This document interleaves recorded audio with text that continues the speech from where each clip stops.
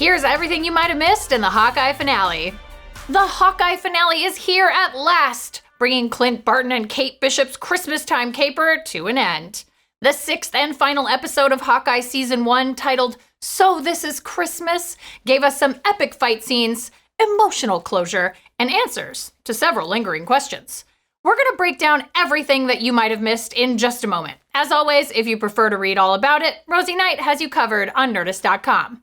Now, it should go without saying, but in order to talk about the Hawkeye finale in detail, we need to spoil what happened in the Hawkeye finale. So if you haven't seen it yet, leave now before things get messy. Oh, balls. I think I got some blood on my tie.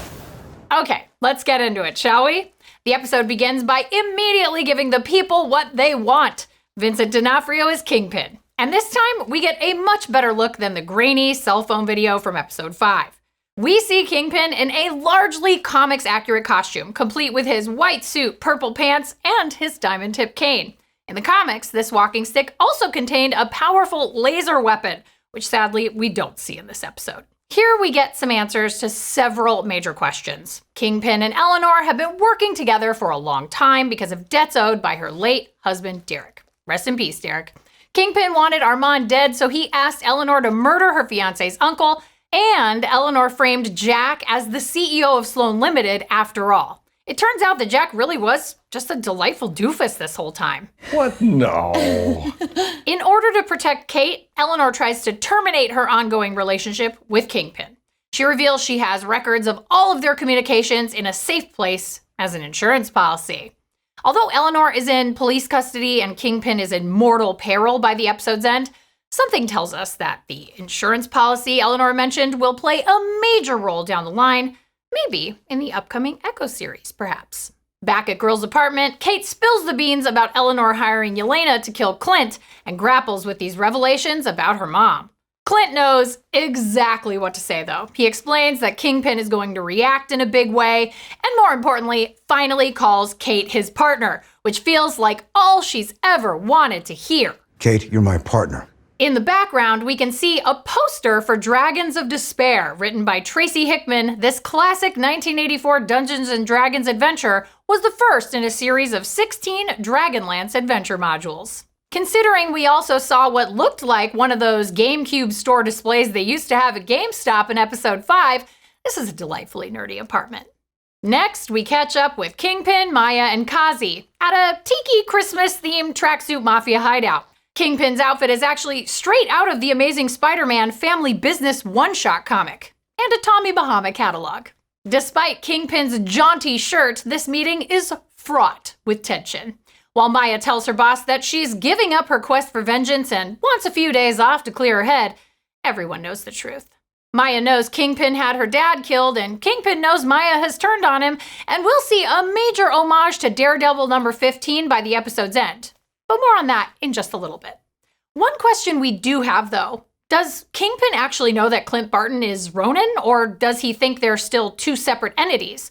For now, it seems like everyone but Kingpin knows, but he's gonna have them all taken out just to be on the safe side. After that, we have a delightful team-building montage of Clint and Kate building more trick arrows. Clint's earlier assertion that no one else is around to make more trick arrows was a lie. We see them making and labeling more arrows straight out of the comics. We see Kate make labels reading airbag, freeze, flash bomb, icebreaker, and too dangerous, which should really just say Chekhov's arrow if we're being honest. We also see that Clint has more Pym particle arrows, an electromagnetic arrowhead, and some Iron Man armor-colored arrowheads from Stark Industries. Another nice little detail is the purple fletching on all of the arrows, which should really help Clint with that whole branding issue Kate keeps mentioning. We'll get back to the trick arrows in a bit, though. As Clint tries to explain the reality of the hero business to Kate, she shares her memory of seeing him fight in the Battle of New York and what it meant to her. If anything, this series has really hammered home the fact that despite not having any superpowers whatsoever and using a weapon from the Paleolithic era, Hawkeye really is one of Earth's mightiest heroes. Well, my go-to weapon is 2 sticks and a string, so... It's a great reminder that even so-called street-level Marvel characters can make a difference on a cosmic scale. And I fought Thanos. Then again, sometimes street-level problems require street-level solutions, which we see Clint and Kate use at the Bishop Security holiday party. As Kazi watches the party through a sniper scope and a whole fleet of Trust a Bro moving trucks head toward 30 Rock, we see Clint and Kate survey the Black Tie Gala. Not only do we see Gary the caterer return after trying to fire Kate in episode 1, but our heroes have the LARPers working undercover as caterers too. Looks like somebody passed their deception check. Hilariously, we see that not only is Jack already out of jail, but he's carrying a giant sword around with him at the holiday party. It's a weird flex, but sure. Armand VII's father apparently bailed Jack out of jail, but honestly the best fight of the episode might be the verbal sparring between these two. Do you remember when you peed in your pants in the Hamptons? I do. Everybody does. The tracksuits aren't the only uninvited guests, though. Yelena arrives on the scene too, intent on finishing her mission. When Eleanor arrives, Kate takes her into the kitchen before Kazi can shoot her, and they have a very uncomfortable conversation. It's interrupted by Jack, who is being way too polite, all things considered. Jack, not now. Clint notices a targeting laser and some champagne and saves Wendy's life as Kazi opens fire with his sniper rifle. Kate tears her mom a new one, and both women leave a very confused Jack, who decides this is his time to shine. As we'll see later on, that sword isn't just for show, it's for stabbing. Kate and Yelena share a genuinely delightful elevator scene together as Kate tries to repeatedly press all the buttons to stop her from killing Clint. What was that? I don't know. During the course of their fight, Yelena tears away Kate's dress to reveal the sweet new costume that Missy made for her. Did you plan that? Yes. No. In a neat bit of creative synergy, the purple and black costume Kate is wearing here was recently introduced in the current Kate Bishop Hawkeye comic as well. While all of that is happening, the Tracksuit Mafia bros arrive on the scene. Now this might be a stretch, but we're choosing to believe that Ivan, calling himself Red One, is an homage to Star Wars Red Squadron. Or he really likes the producer on Lady Gaga's first album. I don't know. We also see Clint shoot a gas arrow at Kazi's sniper nest to smoke that clown out of his hidey hole. Back inside, Kate and Yelena have an old boy-esque hallway fight as they battle each other through different offices. The framing of this sequence evokes comic book panels in the best way possible, with each room functioning as a different panel of the page. Between their mid-fight banter and the framing, this might be the most comic booky moment in the MCU to date. Ow! Something to note in this scene, when Yelena slams Kate against a window, it reads Tanner Dees and Associates. This is a subtle nod to the set decorators Olivia Tanner and Courtney Dees. Moving on, things escalate quickly, or rather descend quickly, as Yelena rappels down the side of the building and nearly kills Clint. Kate nearly dies too, trying to do what Yelena did, but stops in the nick of time. It's a bummer that Yelena wasn't there to see it because Kate did a superhero landing, and we all know what Yelena thinks of superhero landings. It's a fighting pose. You're a total poser. Not a poser. What follows is a giant battle with the Tracksuit Mafia, and we get some nice closure on Tomas's dating life as well. It worked, bro. We went to Maroon 5 instead. Oh, that's so great. Just as Kate is about to get shot, it's Jack to the rescue. Jack DeCane may not be Hawkeye's old circus mentor like in the comics, but he lives up to his comic book alter ego of Swordsman. Jack gracefully stabs, slashes, and slices tracksuit goons to ribbons. Will this version of Swordsman join the Avengers? Probably not, but Tony Dalton has definitely been a series MVP. Did someone say parties? Inside the building, Clint lays a trap for Kazi and the other tracksuits in what feels like an homage to Die Hard. Things go just as smoothly for Clint Barton as they do for John McClane, though, and his zipline snaps, sending Hawkeye flying into the Christmas tree at Rockefeller Center. Inside the tree, Hawkeye meets an owl, who will join the fray in its own way in just a little bit. This is likely a reference to Rocky, the real-life owl who was found inside the Christmas tree at 30 Rock last year. Speaking of that tree, and considering what happens to it, we can take this as confirmation that the Hawkeye finale happens after the events of Spider-Man No Way Home. If you haven't seen Spider-Man No Way Home yet, we won't say anything else. Who knows? Maybe Peter was swinging by just out of frame. Moving on, we see New York's newest group of costume vigilantes, the LARPers, who despite being first responders think they have more power in their fantasy personas than they do in uniform. We're trained professionals, but that's not enough right now. As we've mentioned previously, a few of them have villainous comic book alter egos. Wendy Conrad is better known as Bombshell, and Orville Bach is also known as Oddball. The naming convention is more of a fun coincidence here than a portent of what's to come, though.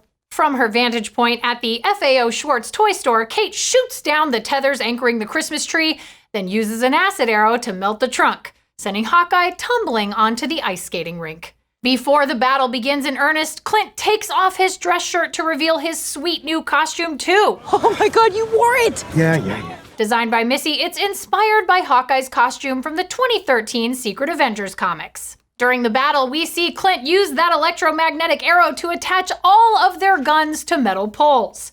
All hell breaks loose as our heroes unleash trick arrow after trick arrow, many of which are straight out of the comics. Kate is given several to use, including the sonic, icebreaker, flames, and of course, the 2 dangerous arrows. During the fight, we see a flare arrow, which was the aforementioned flash bomb. There's another one that shoots needles at everyone nearby, one that freezes a guy's leg, and another that launches a goon into the air with a rocket.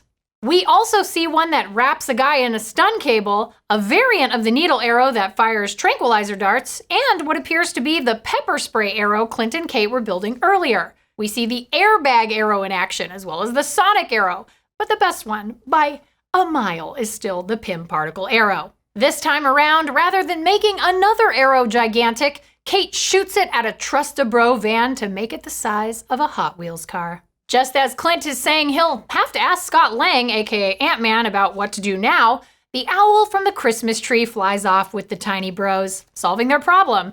Is that murder? Maybe. Is it hilarious? Absolutely. Clint caps off the fight by no-scoping the remaining goons with an explosive arrow. Kate splits off to find her mom, while Clint splits one arrow into 3 to take out Kazi and a pair of tracksuits. But while Kazi may be known as Clown in the comics, he's nobody's fool and catches the arrow inches from his face. Nice shot! Yeah, no Their showdown never comes to pass, though, as Yelena leaps onto the ice to tackle Clint, and Maya arrives to fight Kazi. Both of these battles are brutal, not only in terms of physical punishment, but the emotional damage they do to one another. Kazi and Maya's fight ends quickly. Maya tries to get Kazi to go with her and leave this all behind, but he refuses. Whether it's jealousy, stubbornness, or a combination of both, he just can't abandon the organization he's poured his life into. And all he has to show for it is an arrow stabbed through his gut. Clint and Yelena's showdown is much more emotionally fraught. Yelena demands answers about what really happened to Natasha, but Clint says that she wouldn't believe him. I mean, how do you explain what happened on Vormir to a layperson? Oh, a Nazi skeleton tour guide led us to a cliff where we had an oopsie-doopsie over a glowing rock? Anyway, Clint tries to explain that Natasha sacrificed herself to save the world, but Yelena thinks he's lying. It's not until Clint uses the secret whistle that Yelena and Natasha had with each other in Black Widow that she freezes in her tracks. Clint talks about the time Natasha had to fly a plane to help Yelena and their family escape from Ohio when they were little kids. This is a callback to the beginning of Black Widow, when we saw this family of deep cover Russian agents' lives get upended. These are details that Natasha wouldn't have told Clint unless she trusted and cared about him, and Yelena knows it. As Hawkeye has repeatedly tried to show us, vengeance is a hollow pursuit. It won't bring back anyone's lost loved ones. Rather, as Clint says, they have to learn to live with it. Their battle ends in a tearful stalemate as Yelena leaves Clint alone on the ice. While this was happening, another battle was raging. We see Kingpin in all of his comic book glory as he rips off the door of Eleanor's car like it was tissue paper. While Netflix's Daredevil series gave us a grounded, gritty take on the Marvel Universe, this Kingpin has the super strength of his comic book counterpart. Maybe he's born with it, maybe it's super soldier serum, or maybe he's just a towering beef castle. Regardless, it's something that makes Vincent D'Onofrio's performance that much scarier, knowing the power that Wilson Fisk has. Inside the toy store, Kate is doing her best with those trick arrows at her disposal, but Kingpin is just too powerful. Thankfully, Kate has been practicing the coin trick that Clint taught her, and she manages to activate all of the arrowheads on the floor, including that too dangerous arrow, which knocks Kingpin unconscious. Kate and Eleanor's reunion is short-lived. As Eleanor tries to tell Kate that she knows nothing about the real world, the police arrive on the scene to arrest her for Armand's murder. Kate turned over the evidence to detectives Caudle and Rivera, who, as we've mentioned previously, are straight out of the Hawkeye comics from Kate's time in LA. By the time the cops sweep the toy store, Kingpin is gone. As he's limping away, he sees a Trust-A-Bro van driven by Maya. What follows is straight out of the pages of Daredevil. Back in Daredevil number 10, Kingpin convinced Maya that Daredevil killed her father and sent her after him instead. As we learn, though, Kingpin ordered William's death so he could mold Maya into his own personal assassin, just as we see on the show. Except in this case, he tried to frame Ronin. Now we get an homage to Daredevil number 15, where Maya confronts Kingpin for his crimes. While Kingpin tries to play the family card, it's too little too late. Maya shoots Kingpin point blank as the cameras pan up. As the old saying goes, no one in comics ever stays dead. Except for Uncle Ben. In the comics, Kingpin survived his multiple gunshot wounds, but was blinded as a result of the attack. Much, much later, in Daredevil number 50, we learn that Kingpin got reconstructive eye surgery. But this could prove fruitful ground to explore in the upcoming Echo series on Disney+, or whenever we get more Matt Murdock in the MCU as well. As the episode comes to a close, we see that Clint Barton did in fact make it home for Christmas. He returns to the secret farm we first saw in Avengers Age of Ultron. It's a much happier place than when we saw the Bartons get dusted there in Avengers Endgame. And Clint didn't come by himself. He brought a couple of strays with him, Kate and Pizza Dog, who is now going by his actual comic book name of Lucky. As Clint sits down with his wife Laura, he hands her the Rolex that went missing from the Avengers compound.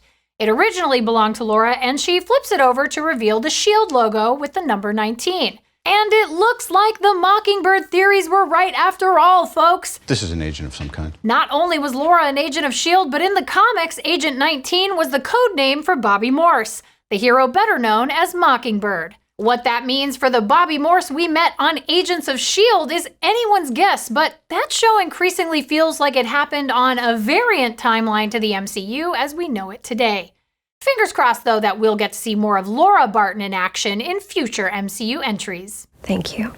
As the episode ends, Clint and Kate burn the Ronin costume on the grill, bringing that chapter of their lives to a close. Kate then peppers Clint with ideas for her superhero alter ego, including Lady Hawk, Hawk Eve, Hawk Shot, and Lady Arrow. Clint says he's got a better idea, though, and the show cuts to a shot of the logo, meaning that Kate should also take up the Hawkeye moniker as she does in the comics. Of course, when Kate took the Hawkeye name up in the comics, Clint was dead at the time, but that's a story for another video. Much like other MCU TV series, Hawkeye has a mid-credits scene as well, but this one doesn't set up future villains to appear in other shows and movies. Rather, it sets you up to have a massive smile on your face with an extended version of Save the City from Rogers the Musical. Considering so many Broadway shows are currently stopping down for COVID-related reasons, it's awesome to see actual Broadway stars giving their all to this deeply silly fake musical inspired by the doomed Captain America musical from the 1980s. Anyway, folks, that's everything we spotted in the Hawkeye finale. It has been a wild ride with Clint Barton, Kate Bishop, Lucky, and the rest of the gang. While we didn't see Spider-Man swinging past Rockefeller Center or anything, we do have plenty to theorize about for the future of the MCU, and we'll be exploring all of that and more on Nerdist.com in the days ahead. In the meantime, though, tell us, what did you think of the Hawkeye finale? Did you spot anything that we missed? I feel like I'm missing something here. Let us know in the comments below, and for the latest and greatest in the world of pop culture, stay tuned to Nerdist.com. Happy holidays, and we'll see you next year.